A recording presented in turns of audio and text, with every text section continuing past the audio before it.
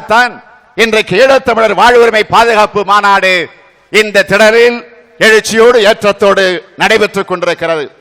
4ஆம் ஈழப்போர் முடிவுற்று வாழ்க்கையை நகர்த்த முடியாமல் வாடி வதங்கிக் கொண்டிருக்கக்கூடிய தமிழினத்திற்கு உதவிக்கரம் நீட்டிட உலக நாடுகளும் இந்திய பேரரசும் முன்வர வேண்டும் என்பதற்காகத்தான் இந்த மாநாட்டை நம்முடைய தலைவர் கலைஞர் அவர்கள் இங்கு கூட்டியிருக்கிறார்கள். இனவாத இலங்கை அரசுக்கு அதன் திட்டமிட்ட கொடுங்கோன்மைக்கு எதிரான முதல் ஈழப்போர் 1983 ஏப்ரலில் தொடங்கி 1990 ஜூன் மாதம் முதல் 1995 ஏப்ரல் வரை 2ஆம் ஈழப்போர். இதில் 11,000 தமிழர்கள் கொல்லப்பட்டனர். 600 பேர் சித்திரவதைக்குள்ளாயினர். 10,000 தமிழர்கள் காணாமல் போயினர்.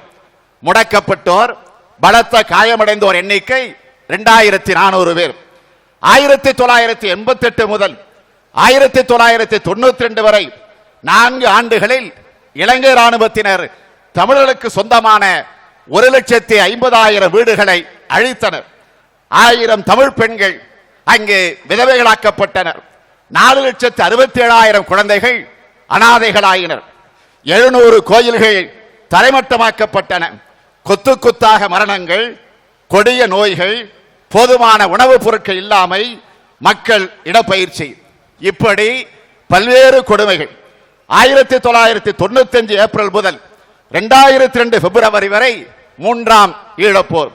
கூட்டம் கூட்டமாக பாலியல் வன்முறைகள், காரணமின்றி சிறையில் அடைத்திடக்கூடிய கொடுமை, மருந்துகள் நிறுத்தம், அட்டூழியங்கள், அராஜகங்கள் தொடர்ந்தன.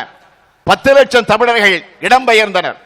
184 இனப்படுகொலைகள், ஆயிரக்கணக்கான குழந்தைகள் படுகொலை செய்யப்பட்டு சாக்குகளிலே கட்டப்பட்டு மூட்டை மூட்டையாக குழந்தை சடலங்கள் கடலில் தூக்கி வீசெறியப்பட்டன.